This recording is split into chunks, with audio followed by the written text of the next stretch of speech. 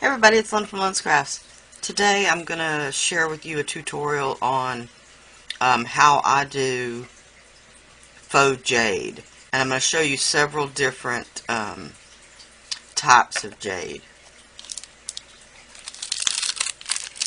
And what I'm going to use is, this is just a bit of Sculpey 3. And I wouldn't normally use this for something like this, but it's just going to be to color some translucent Primo. I've got some translucent green Primo accents. This is the white translucent Primo accents. I've got a tiny tiny touch of white Primo. And then I'm going to use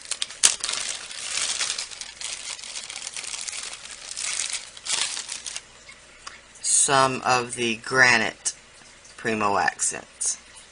Alright.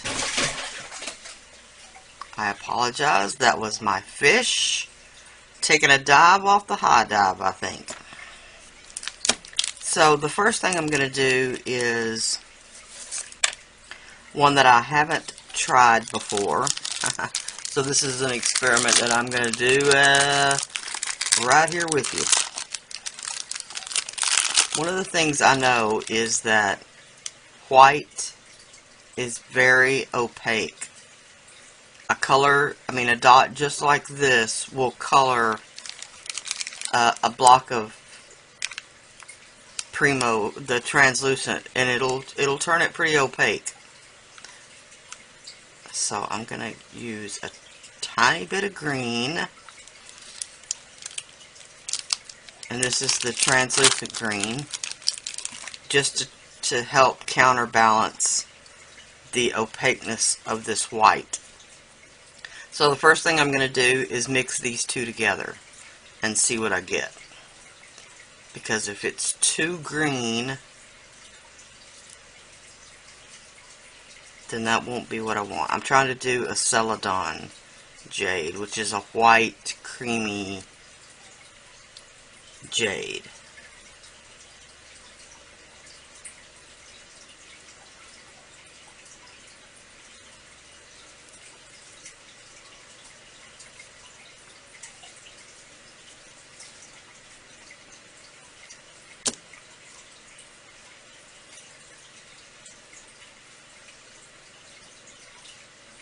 Alright, that's not bad. Alright, so now I'm going to cut off one bar of the white translucent.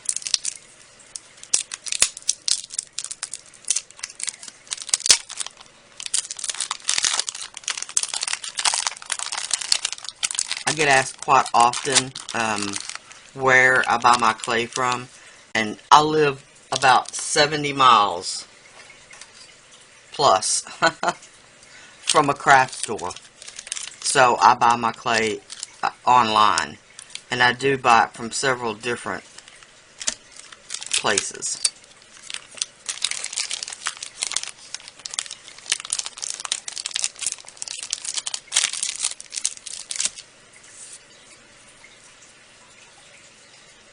Alright, so I know it seems ridiculous, but I'm going to mix this amount of the color with this amount of the translucent. And I'm going to mix it, and I'll be right back. Alright, here it is, and you may say that doesn't look any different, Lyn, than the translucent, but when you lay them next to each other, you can see the difference. This is a greener translucent. Celadon Jade is a rather translucent stone. Alright. So I've just got one of my polymerclay molds here that I haven't used in a while. So I'm going to fill this up and come back and share it with you. And as I've said before, I would normally dust this with some Pearl X powder, but I don't want the sparkle in it. So I'll dust it with a little cornstarch or a little baby powder or even a white pastel. Just scrape a little of the pastel off and dust it in the mold, and that'll work too. Alright? Alright. Here's how it turned out. Once I bake it, it will turn a bit more translucent, and it will actually turn a little darker. The green will. Alright, so before I bake this though, I'm going to do the other, the Nephrite Jade, which actually comes in several different colors.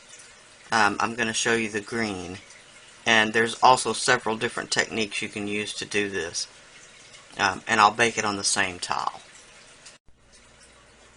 Alright, one of the differences between Sculpey 3 and Primo, besides the strength and brittleness, is that the Sculpey 3 is a much more opaque clay than Primo is.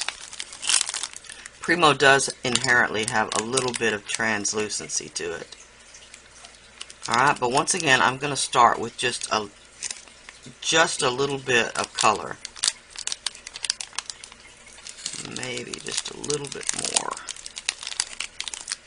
It's also usually quite a bit stickier.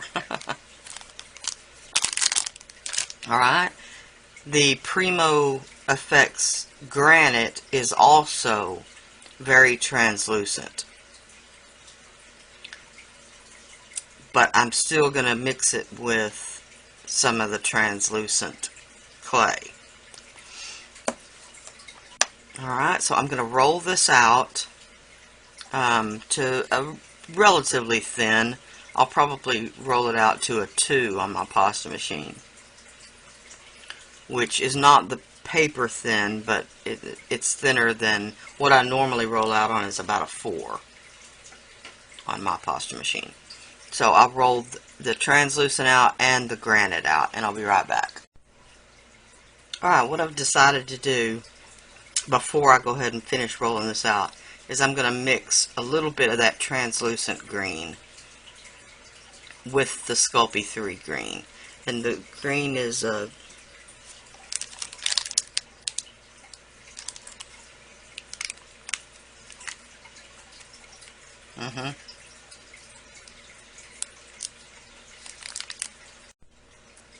Sculpey 3 green is a string bean green. Alright, and the Primo Accents is just called translucent green. I know they have discontinued some of the translucent colors, and I'm not sure about the green, so. Alright, so I'm going to mix these with the translucent green, and roll it out. Alright, so I'll do that and I'll be right back. Alright, here it is rolled out with the 2 colors of green and the white translucent clay. This makes a very convincing faux jade, just like it is. But what I want to do is incorporate just a little bit of this granite to give it some inclusions.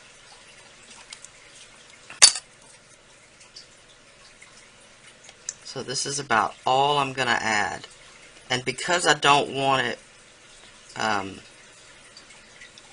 completely marbled, I don't want it completely mixed in, I'm just going to marble it a bit. So I'm just going to roll it up inside there.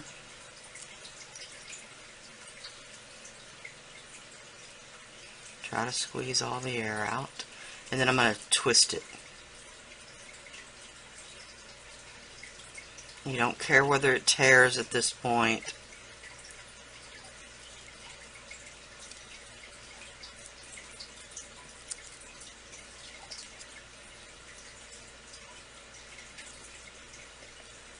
That's just going to get it a little bit more distributed in the clay, and then I'll roll this through my pasta machine again.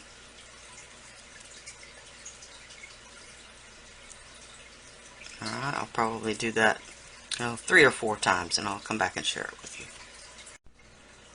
Alright, here's how it came out.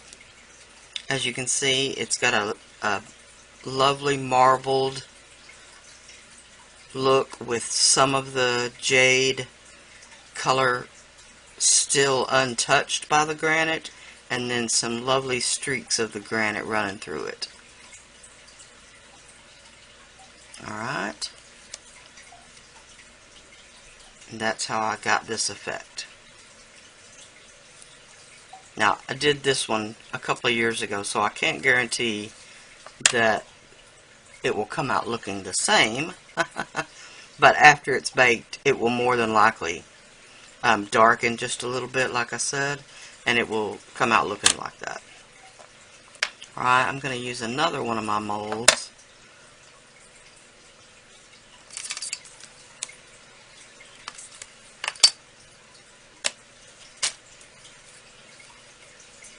And I'm going to fill this mold with the Faux Jade. I'm trying to decide whether I want it to go this way or this way. And I'm thinking I want it to go this way. Alright, so I'll fill this and I'll be right back. Alright. That's how it turned out. I'm going to bake these and then I'll come back and share them with you. Once again, I'm going to bake them at 275 for about 40 minutes. And one of the reasons why I bake them at 40 minutes is because they will be baked again when I put them in the finished piece. So the total baking time will amount to well over an hour. So they'll be plenty strong and plenty flexible. So, alright, here they are as they come out of the oven. And what I've done is on each one of them, I've glazed half of the piece, just to give you an idea what they'll look like. This one, I will glaze it, and then I will give it a coat of white acrylic paint that I'll just wipe back while it's still wet, so it'll leave it in the cracks and crevices. I get asked all the time what sealer I use, and this is what I use. It's a Rust-Oleum Ultimate Polyurethane, and it's soap and water cleanup, and that's what you want to be sure it says, is soap and water cleanup. If it doesn't say that, it's not, and it will require a solvent to remove it, and solvents will react with polymerclay, so it's not something you want to use. You want it to say soap and water cleanup and the ultimate polyurethane. That is a very translucent, transparent polyurethane. Alright, for the gloss, this is a semi-gloss. I have also used the satin. The matte in these polyurethanes aren't very matte. They do still have a sheen to them. So if you want a good matte, a true matte glaze, if I can find it,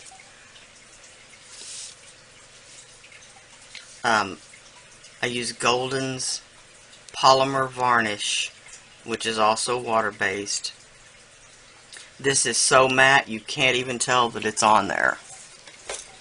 Alright, and a gloss, a true gloss, the one I use is, if I can find it,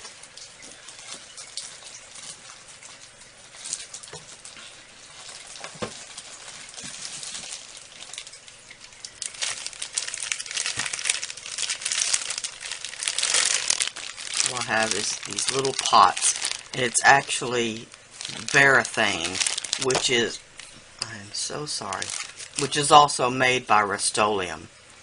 So I have used the Rust-Oleum in the gloss as well, which comes out just about as glossy as the Varathane, which is just a tiny bit more glass-like on the finish. So, there it is, two different forms of jade. A Nephrite Jade with inclusions and a Celadon Jade. Both fun faux techniques.